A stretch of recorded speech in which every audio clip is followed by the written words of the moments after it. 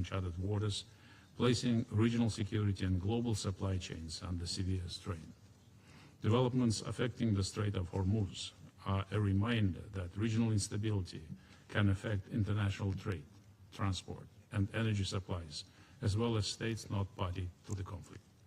Kazakhstan is therefore concerned by attacks on civilian vessels and critical civilian infrastructure. Such attacks undermine confidence in transport routes, disrupt lawful economic activities, and increase risks to global energy security. They must stop, and practical steps are needed to ensure the safety of maritime navigation and the protection of civilian infrastructure in line with international law. In this context, we note the important role played by countries of the Gulf region in maintaining regional stability, supporting dialogue and ensuring the resilience of global energy and trade systems. Their constructive engagement remains essential for de-escalation and confidence building. Recent developments in the region once again warn us from dangerous escalation. Non-parties of the conflict should not be drawn in it. Kazakhstan remains committed to working with all partners in support of peace, security, and stability in the Middle East and beyond. I thank you. I thank the representative of Kazakhstan for the statement, and I now give the floor to the representative of the Republic of Korea. Thank you, Madam President. I thank Deputy Special Coordinator Ramit Alaparo for his valuable briefing. 9 months have passed since the endorsement of the Gaza Comprehensive Peace Plan by the Security Council Resolution 2803, which established a framework to end the conflict in Gaza and chart a path toward a sustainable peace. We welcome the border peace efforts and ongoing steps to establish transitional governance in Gaza. The recent declaration by Hamas of its intention to transfer authority to the National Committee for the Administration of Gaza is an encouraging sign for the future progress.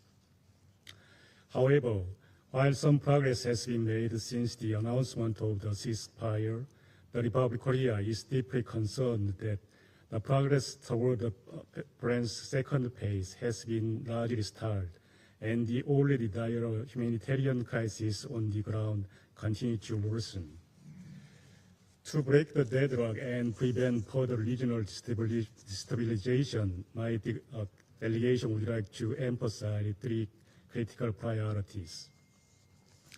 First, the implementation of Resolution 2803 must proceed in a balanced and accountable manner. The deadlock cannot be resolved unilaterally. Progress on the phased withdrawal of the IDF and deployment of the ISF and Hamas decommissioning of weapons all remain closely linked.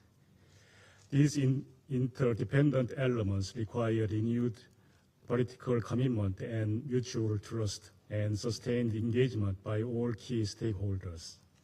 Second, Gaza requires unhindered humanitarian access at scale immediately.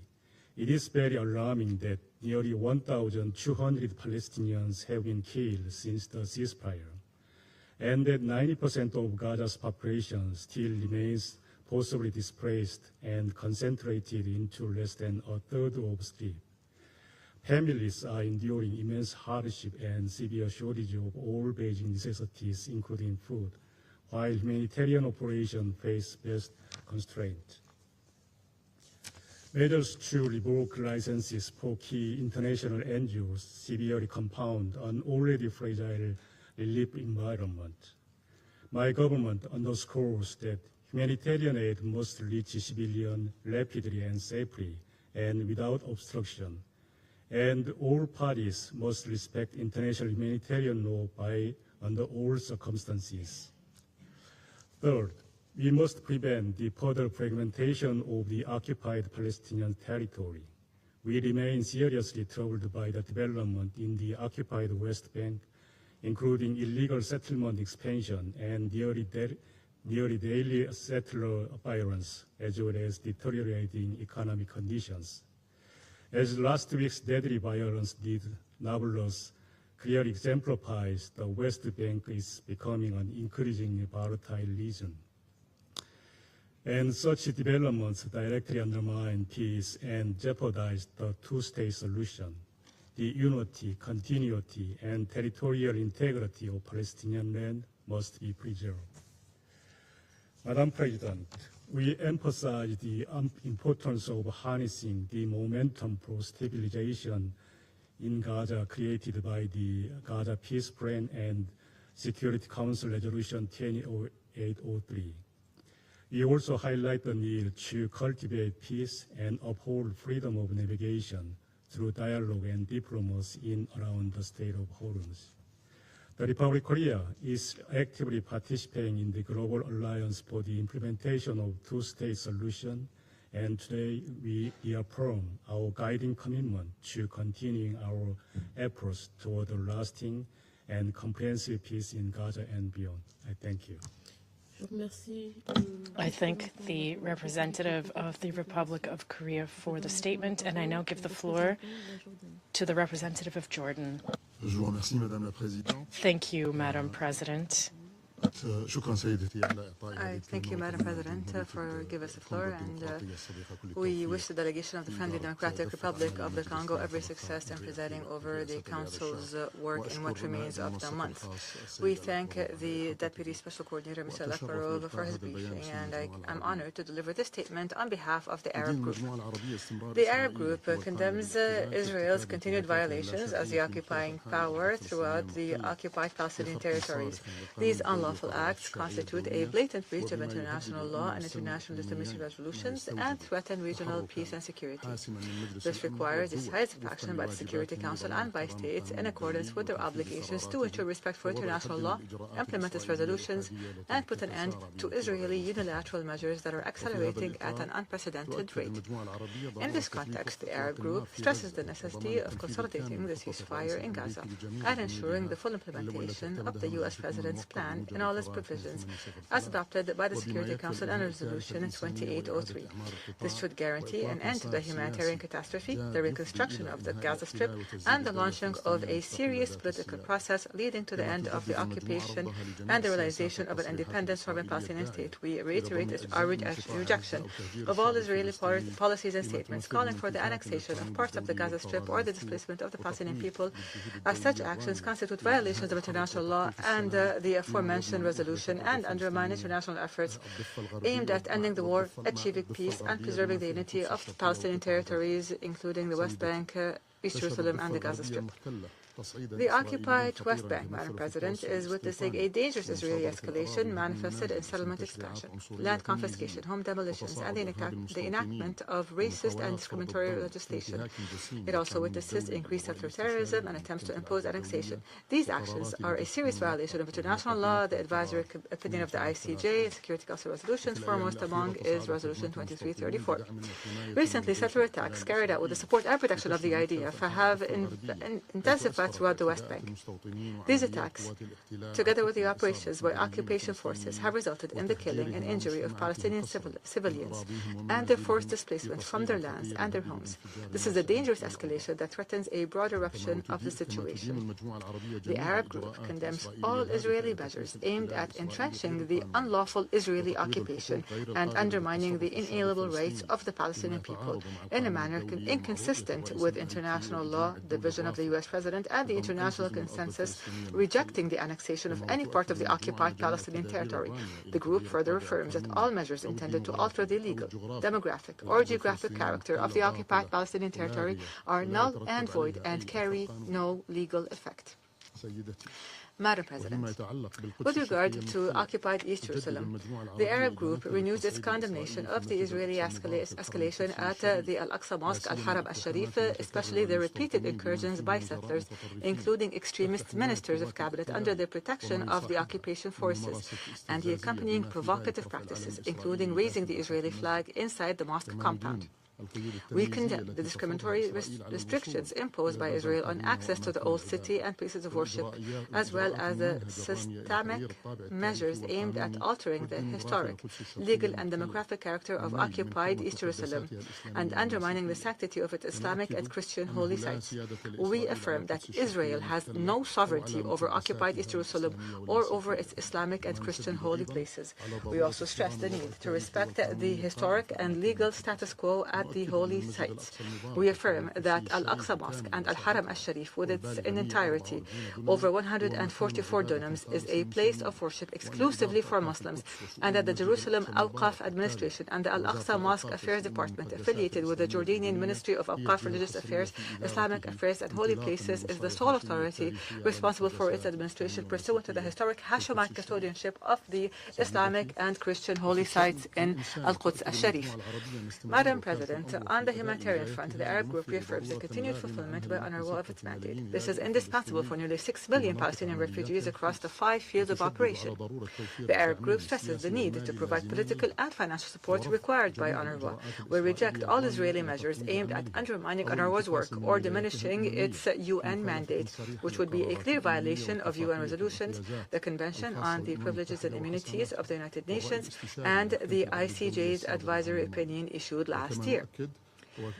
The Arab Group underscores the importance of halting Israeli measures through which the Israeli government seeks to cause a collapse of the economic and social situation in the occupied territories. This would threaten international peace and security, particularly Israel's withholding of clearance revenues and measures aimed at causing the collapse of the Palestinian banking sector. The Arab Group renews its appreciation for the significance of the New York Declaration and the Global Alliance for the Implementation of the Two-State Solution Initiative. A ministerial meeting is due to be scheduled on the 24th of September on the margins of the GA's high-level week. Next session. These are manifestations of the international will to end Israeli occupation. The Arab Group calls for building on this international momentum, especially through expanding the recognition of the State of Palestine, thus contributing to realizing an independent and sovereign Palestinian state in accordance with the international legitimacy resolutions and the two-state solution. On Syria, the Arab Group condemns Israeli incursions and attacks on Syrian territory. This constitutes a blatant violation of Syria's sovereignty and territorial integrity and a threat to its security and stability and to peace and security in the region. The Arab Group stresses the need to compel Israel to fully abide by the 1974 disengagement agreement. And we call for the immediate and conditional withdrawal of Israel from the Syrian territories into which it has recently advanced and from the entire occupied Syrian Golan. We call for an immediate cessation of Israel's unlawful settlement activities. The Arab Group welcomes the trilateral framework reached between Lebanon and Israel under U.S. auspices on the 26th of June last. At the same time, the Arab Group condemns Israel's continued violations of this framework and of all previous understandings, which undermines Lebanon's security, stability, and territorial integrity. The group calls on Israel to withdraw immediately and conditionally from all Lebanese territories it occupies and to respect Lebanon's sovereignty. We call for supporting the Lebanese government in its efforts to achieve structural reforms, to rebuild institutions and extend state authority throughout its territories, and to provide the necessary means for these efforts, including supporting the Lebanese armed forces and legitimate security institutions. In conclusion, the Arab Group reaffirms that ending the illegitimate Israeli occupation remains the only path to achieving security and stability in the region. A just and lasting peace can only be achieved by allowing the Palestinian people to exercise their right to self-determination and to attain the independence of their sovereign state on the lines of 4 June 1967, with East Jerusalem as its capital on the basis of the two-state solution and in accordance with international resolutions and the Arab Peace Initiative. I thank you. I thank the representative of Jordan for the statement, and now give the floor to the representative of Egypt. Thank you, Madam President. I wish to express my appreciation for your distinguished leadership of the Council's work this month. I also thank Mr. Ramiz Al-Akbarov for his briefing, and I would like to present the following 6 points. First, the Palestinian question stands at the crossroads. An opportunity exists that should be built on to end decades of conflict, but significant risks threaten to undermine this opportunity. In this context, Egypt in coordination with the United States, Qatar, and Turkey, is working to support the full implementation of all phases of the U.S. President's plan and to ensure that all parties fulfill their commitments under the plan. However, the world continues to observe Israel taking unilateral escalatory measures throughout the occupied Palestinian territories, undermining the existing opportunity to end the conflict and dissipating the prospects for peace. Second, Egypt condemns Israeli practices aimed at liquidating the Palestinian cause through settlement expansion, settler terrorism, attempts to displace Palestinians, repeated violations of the ceasefire, restrictions imposed on the delivery of humanitarian assistance and recovery efforts, the systematic targeting of humanitarian organizations and UN agencies, particularly UNRWA, pressure brought to bear on the Palestinian Authority, attacks carried out by extremist officials in the Israeli government at Al-Aqsa Mosque and Al-Haram al-Sharif, and restrictions imposed on the freedom of worship for Muslims and Christians. We stress that Israel has no sovereignty over occupied Jerusalem or its holy sites. We affirm our full support for the Jordanian Hashemite custodianship over the Muslim and Christian holy sites in Jerusalem and for preserving their historical and legal status quo.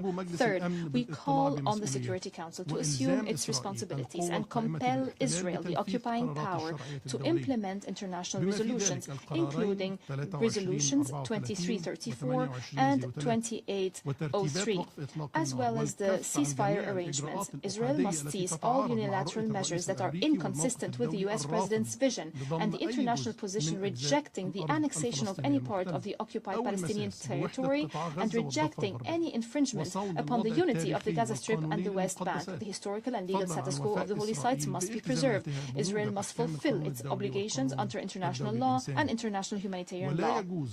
Compliance with international law must not be made conditional on any requirements. Settler violence against Palestinian civilians must be stopped and perpetrators must be held accountable. Safe and unhindered delivery of humanitarian assistance must be ensured in full. Israel must refrain from obstructing early recovery and reconstruction efforts throughout the Gaza Strip, and Israel must ultimately withdraw fully from the Strip.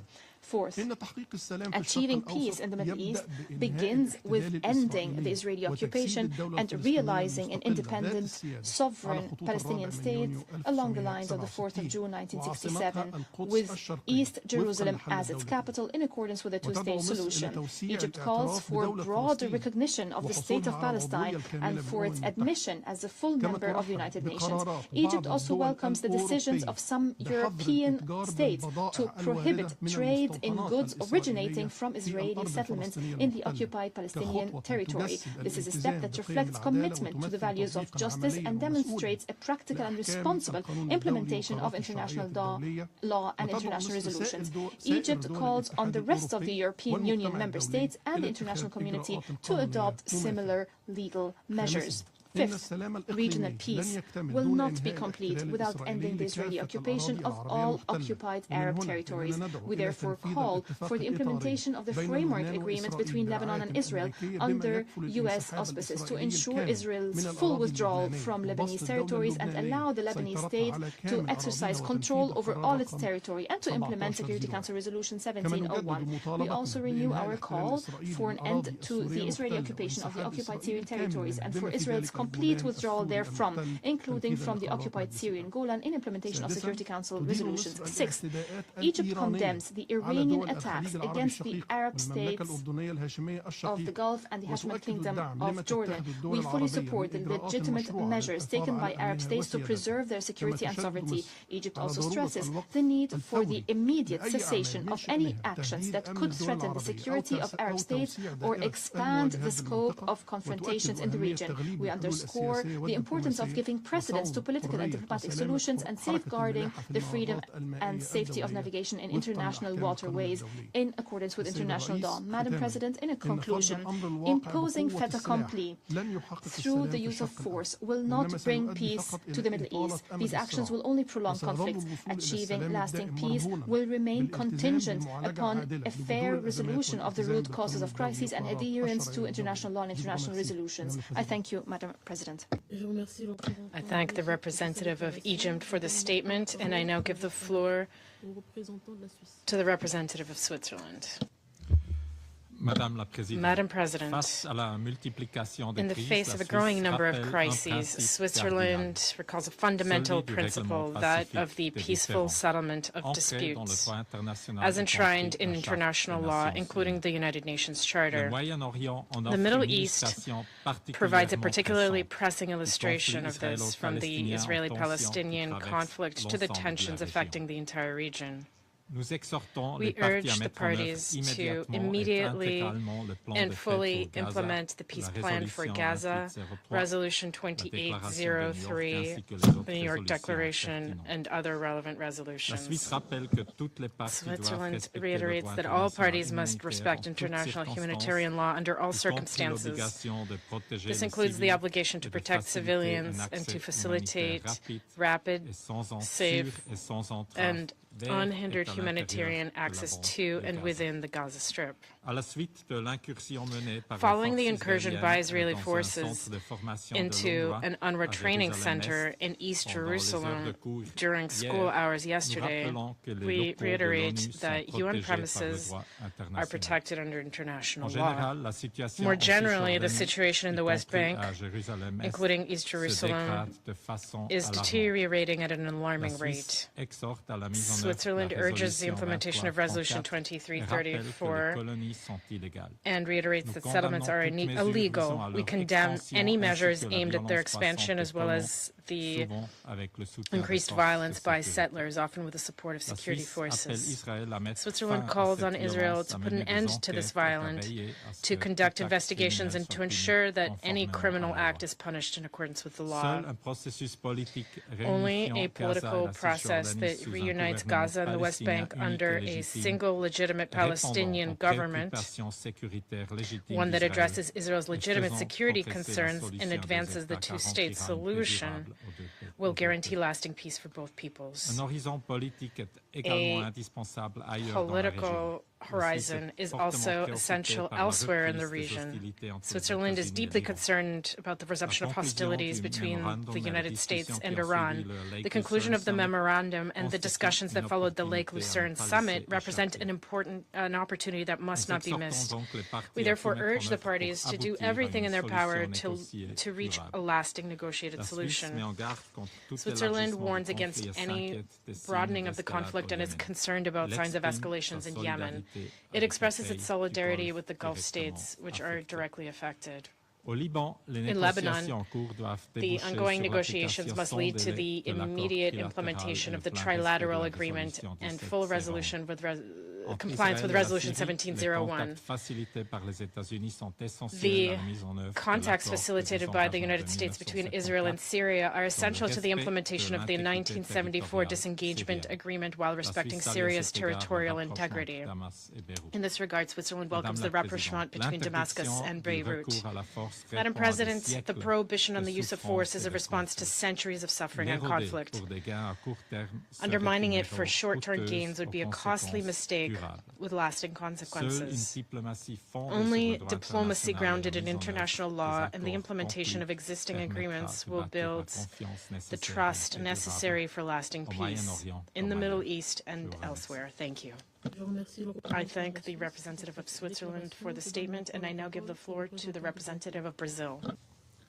Madame la Présidente, je remercie Monsieur Alakbarov. Madam President, I'd like to thank Mr. Alakbarov for the information provided. The conflicts in the Middle East are interconnected and their repercussions go beyond borders. Each fresh escalation destabilizes the entire region. It's therefore essential to respect the ceasefire, to focus on dialogue, and to avoid the repeated recourse to the use of force. The Palestinian question remains at the heart of regional instability. In Gaza, the ceasefire must guarantee guarantee unimpeded humanitarian access and civilian protection. We must plan for a future of reconstruction and lasting peace for Gaza.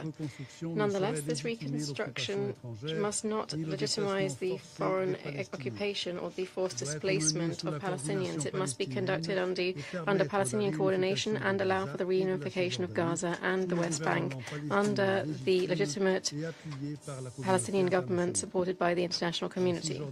In the West Bank, including East Jerusalem, the expansion of settlements, demolitions, forced displacements, and settler violence must end without preconditions. Lasting peace requires two independent states, Israel and Palestine, within the pre-1967 borders, living side by side in peace and security. Palestine's admission to the UN would contribute to correcting one of the asymmetries harming us in this regard. It's regrettable that the agreement concluded between the United States and Iran had such a short life. Brazil firmly condemns the resumption of attacks in the region. Attacks on civilian infrastructures are particularly unacceptable. The security of navigation in the Strait of Hormuz and in the Red Sea must be guaranteed through frank dialogue and through the adoption of specific measures to strengthen mutual trust. Militarization and acts of force, wherever they may come from, only serve to worsen the situation, not only for countries in the region, but also for the entire world. In Lebanon, all parties must respect the ceasefire and Resolution 1701.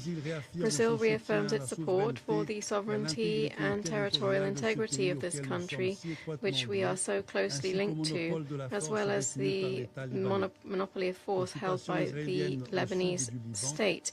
The Israeli occupation in the south of Lebanon and attacks on the civilian population and UNIFIL are unacceptable and must end immediately and definitively. In Yemen, only inclusive negotiations under the auspices of the UN will allow headway towards a lasting political solution. Finally, in Syria, Brazil welcomes the efforts of the Syrian government and its cooperation with the UN, particularly its recent presentations on the country's needs in terms of recovery, stability, and economic growth, as well as on the potential contribution by the international community. The peace-building Commission can play a creative role in this vast project of rebuilding a stable and democratic Syria. Madam President, in light of the proliferation of conflicts and tension in the Middle East, it is only through respect for our Charter, international law, and international humanitarian law on the one side, and through diplomacy and true political will by all actors on the other hand, that we will open true prospects for lasting peace and sustainable development for the entire region, without exception. Thank you very much. I thank the representative of Brazil for the statement, and I now give the floor to the representative of Indonesia. Madam President, thank you for convening this meeting. I should also like to thank Deputy Special Coordinator Dr. Alec Barov for his briefing. Indonesia associates itself with the statement by the Committee on the Exercise of the Inalienable Rights of the Palestinian People. Indonesia shares a deep concern over the deteriorating situation in the Middle East. Diplomatic initiatives have too often been followed by setbacks that undermine collective efforts to resolve the situation. This Council has the obligation to reverse this deteriorating situation. Diplomacy must prevail. Peace must be waged, not war. I have 3 points to share. First, it's time to confront Israel's illegal practices. We condemn Israel's recent inflammatory actions in Jerusalem aimed at altering the demography and the historical and legal status quo of the holy sites. These actions fuel hatred and extremism and aggravate instability across the wider region. We reiterate that Israel has no sovereignty over occupied Jerusalem or its Islamic and Christian holy sites. The Council must halt these practices, restore respect for international law, and prevent further escalation. Second, bring to an end the occupation of Palestine. Israel occupation remains the root cause of persistent conflict in the region. It is a clear violation of international law. Remain unchecked, it erodes the prospects for peace and lasting solution based on the two-state solution. The UN Security Council must ensure accountability and enforce compliance with international law, including relevant resolutions of this Council. Concrete action to end the Israel-Palestinian conflict is imperative for a lasting regional peace and security. Third, building an inclusive regional security architecture. An inclusive security architecture would create conditions that replace confrontation into cooperation. Lessons learned can be taken from the experiences of other regions, such as from the experience of the Association of the Southeast Asian Nations, or ASEAN. Through trust-building, institutional framework, and dialogue, countries in the region can build a robust regional security architecture as a bedrock for regional development.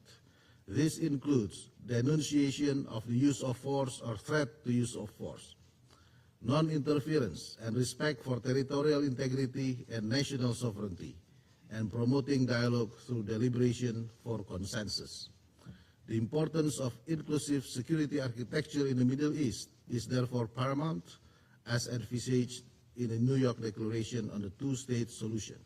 Madam President, Indonesia reaffirms that any meaningful peace process in the Middle East must be comprehensive, inclusive, and firmly grounded in international law. The Council must therefore act in unity, resolve, and moral clarity to ensure that justice, dignity, and humanity will prevail. Thank you. I thank the representative of Indonesia for that statement. I now give the floor to the representative of Qatar. Thank you, Madam President. At the outset, we congratulate your friendly country on assuming the presidency of the Council for this month, and thank you for holding this quarterly debate. We align ourselves with the statements of the Arab Group, and now we thank the briefer for his valuable briefing. Madam President, given the situation in the Gulf region since the 28th of February and its repercussions on international peace and security, the state of Qatar expressed its extreme condemnation for the targeting of the Qatari tanker Al Rikayat as it crossed the Strait of Hormuz. This attack is a grave violation of the safety of international navigation. It is a direct threat for the security of global energy supplies. This is also a blatant violation of the rules of international law. We condemn the attacks of the Islamic Republic of Iran on its territory and the territories of Kuwait, Bahrain, Jordan. We condemn the targeting of the Kuwaiti tanker Kifan, the Emirati tankers, and the Saudi tanker Wadian as it crossed the Strait of Hormuz. These are a blatant violation of the sovereignty of these countries and a threat to the safety of navigation. These are a clear violation of international law and Security Council Resolution 2817. We also condemn the targeting of a Saudi vessel by al-Houthis as it sailed in the Red Sea. These attacks are a grave violation of the safety of international navigation and a threat to the security of global energy supplies. The state of Qatar believes in mediation and the peaceful resolution of settlements to strengthen security and stability internationally and regionally. We have welcomed the fact that the U.S.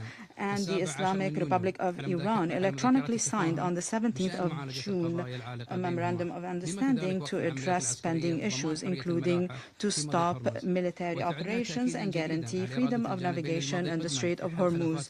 This reaffirms the will of both sides to move forward to address their differences through negotiations and peaceful means to strengthen peace and economic growth. We reaffirm the need to refrain from any act that could expand escalation and to return to dialogue and negotiations and to abide by what was achieved through diplomatic efforts.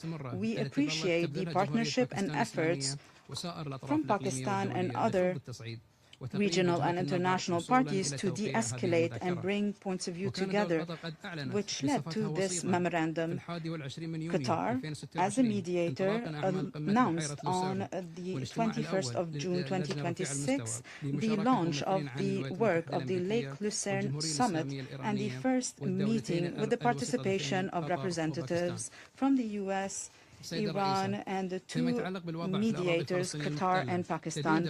When it comes to the situation in the occupied Palestinian territory, we condemn the Israeli escalation in Al-Aqsa Mosque, especially the ongoing incursions by settlers led by extremist Israeli ministers under the protection of Israeli police. They raised Israeli flags within the mosque and other provocations that are a blatant violation of international law. We reject any attempts to change the historic and legal status quo. We reaffirm the special role of the Hashemite custodianship in this regard. We reaffirm our firm position based on resolutions of international legitimacy, including the New York Declaration on settling the Palestinian question and the two-state solution to ensure the establishment of an independent Palestinian state along the lines of 1967, with East Jerusalem as its capital, to end occupation and settlement and other illegitimate Israeli practices in the occupied territory.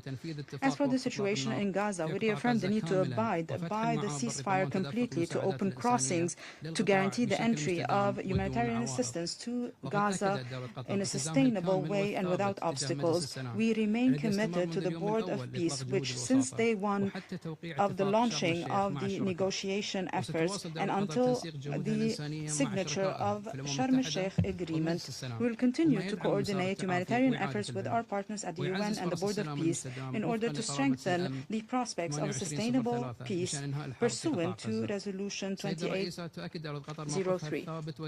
We reaffirm our position that supports the unity, sovereignty and independence of Syria. We stand next to the Syrian people as they achieve their security, stability and prosperity. We condemn Israeli attacks that violate Syrian sovereignty and run counter to international law. We welcome the announcement by the US to begin to cancel the classification of Syria as a state sponsoring terrorism. This is a positive development.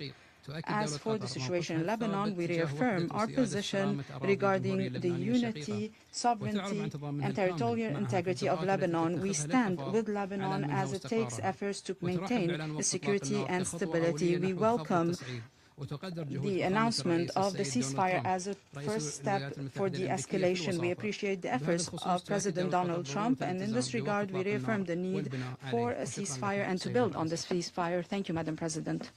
I thank the representative of Qatar for that statement. There are still a number of speakers remaining on my list for this meeting. I intend, with the concurrence of members of the Council, to suspend the meeting until 3 p.m.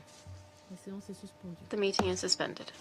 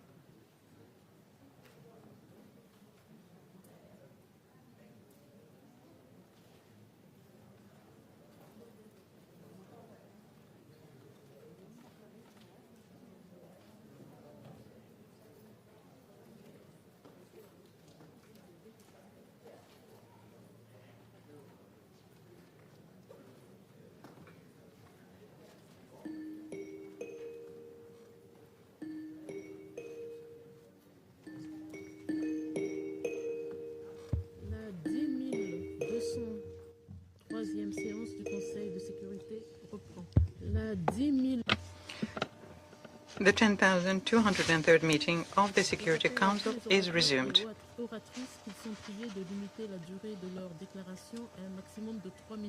I wish to remind all speakers to limit their statements to no more than 3 minutes in order to enable the Council to carry out its work expeditiously. The flashing light on the microphone will prompt speakers to bring their remarks to a close after 3 minutes. I now give the floor to the representative of Cuba. Thank you, Madam President. Madam President, we support the statement made by Senegal in its capacity as chair of the Committee on the Exercise of the Inalienable Rights of the Palestinian People.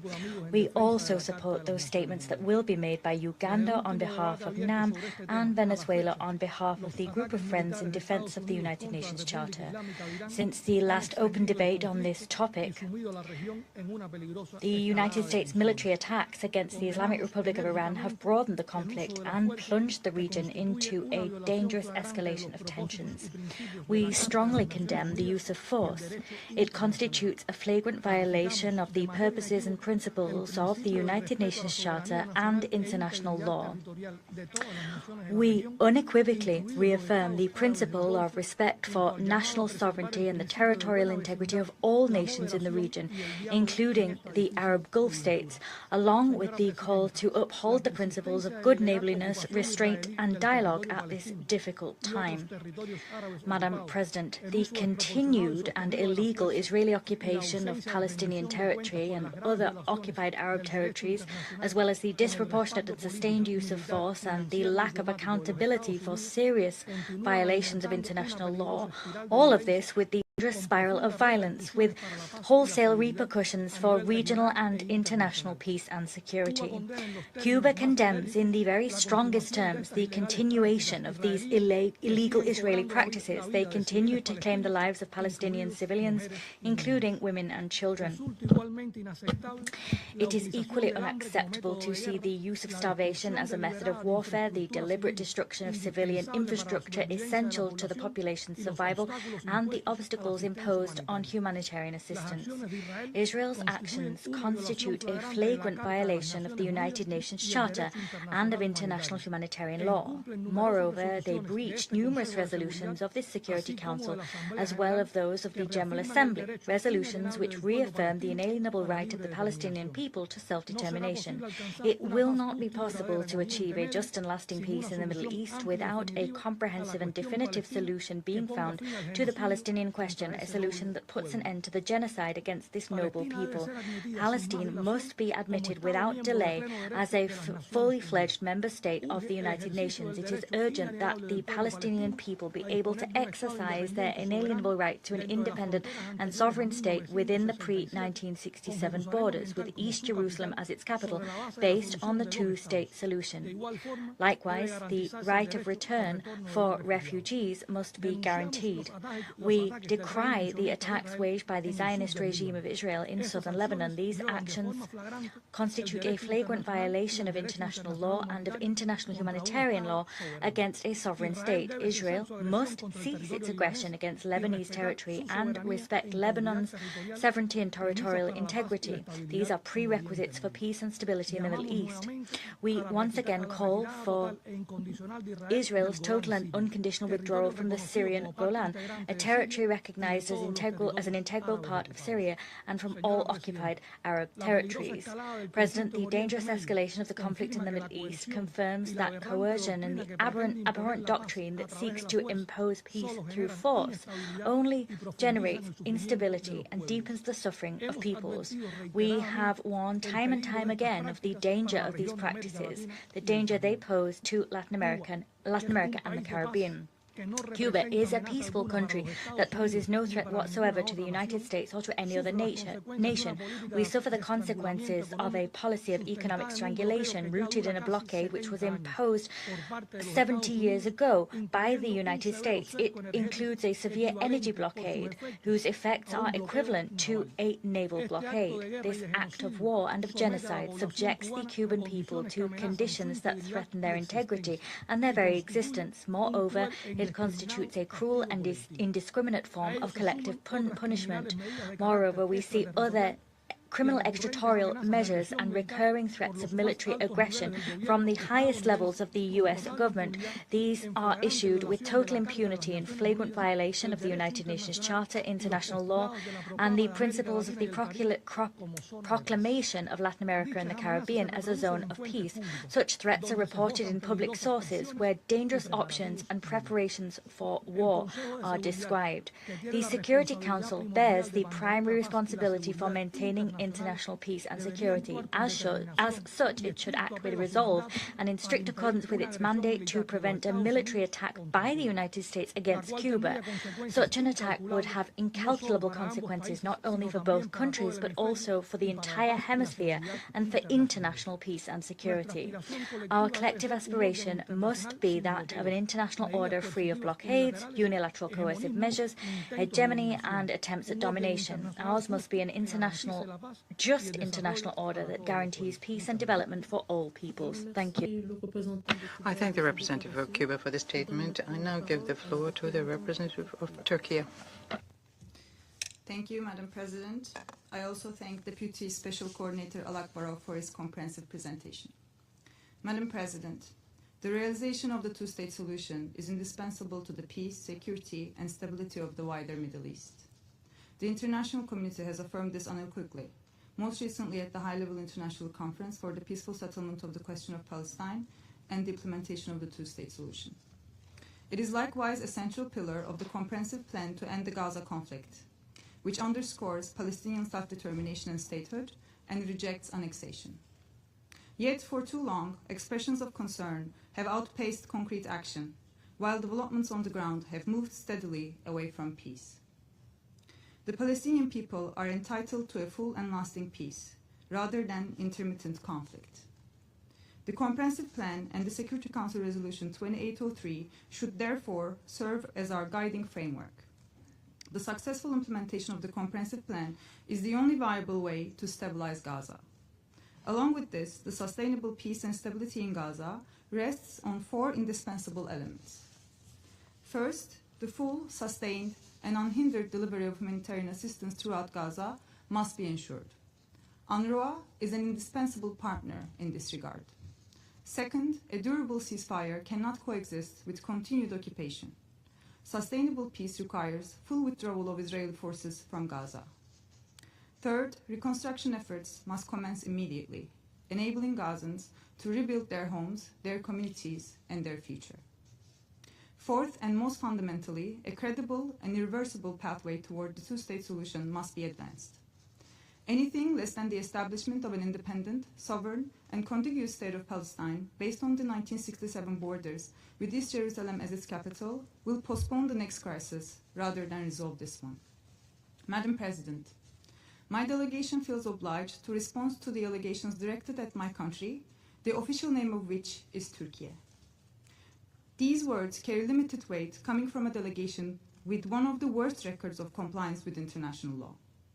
Turkey is in the view that a lasting settlement requires engagement with all parties involved in the conflict, whose continued participation remains essential to the implementation of the comprehensive plan. Ignoring this reality will not help stabilization in Palestine. The mediation efforts of Turkey, United States, Qatar, and Egypt brought an end to hostilities in Gaza. These efforts must now be followed by sustained political action. Madam President, Israel's actions in the occupied West Bank are converting the threat of annexation into a de facto reality. Similarly, Israel's aggression on Lebanon and Syria remains a matter of serious concern. Turkey condemns the rising settler violence in the occupied Palestinian territories. The killing of 4 Palestinians on July 24th is a direct consequence of the persistent impunity granted to Israel. We also condemn in the strongest terms the storming of Al-Aqsa Mosque by Israeli officials. We reject these acts that violate the historical and legal status of the holy sites in Jerusalem and desecrate their religious prominence. In conclusion, Madam President, we renew our call on this Council to ensure the full implementation of the ceasefire and the comprehensive plan, take concrete steps to halt settlement expansion, forcible displacement, and other unlawful practices in the occupied Palestinian territories, and ensure accountability for the crimes committed. We urge the international community to move beyond rhetoric and take concrete steps to secure a just peace for all peoples of the region. I thank you. I thank the representative of Turkey for the statement, and I'll give the floor to the representative of Morocco. Thank you, Madam President. Thank you, Madam President. I would like to thank you for holding this open debate. We commend the wise leadership of the DRC. I thank Mr. Ramiz Alakbarov, Deputy Special Coordinator for the Middle East Peace Process, for his valuable briefing. Madam President, we are committed. His Majesty King Mohammed VI, the chair of Al-Quds Committee, is committed with the Palestinian cause. This is why we call for mobilizing international efforts to get the Middle East out of the spiral of crises and to reach comprehensive and just peace in the region. His Majesty the King stated in his letter dated 25th of November 2025 to the Secretary General that it is important to ensure the inalienable rights of the Palestinian people on the occasion of the International Day of Solidarity with the Palestinian people. I quote, "The kingdom is committed to the Palestinian cause, committed to constructively contributing to reaching a just settlement. This is the main pillar, the cornerstone of peace in the region and of ensuring stability in the Middle East." End of quote. In this context, the Kingdom of Morocco welcomes the statement by His Excellency Donald Trump of the beginning of the second phase of the ceasefire in Gaza. We appreciate the efforts and personal engagement of President Donald Trump. They paved the way for this hopeful outcome. We value all efforts by mediators, and we call upon all parties to fully implement this agreement, to allow for the entry of humanitarian aid swiftly, and to allow the start of reconstruction efforts. The humanitarian situation is dire, and Gaza has urgent needs.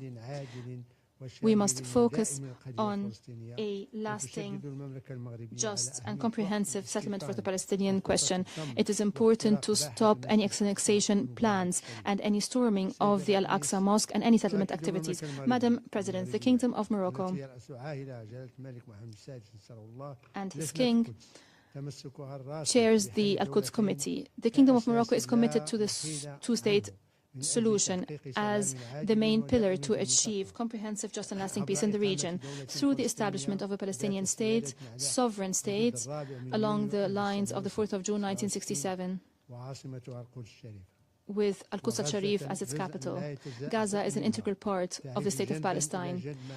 The State of Palestine would live side by side with the State of Israel in peace and security. The Kingdom of Morocco is fully ready to actively contribute to all tracks that have been agreed upon to ensure the realization of the rights of the Palestinian people and to reach stability in the Middle East. Madam President, the Kingdom of Morocco is engaged in achieving peace in the Middle East, and we continuously support any efforts to achieve the two-state solution. Against this background, His Majesty the King accepted the invitation of Mr. Donald Trump to join the Board of Peace as a founding member. This is an initiative to contribute to peace efforts in the Middle East.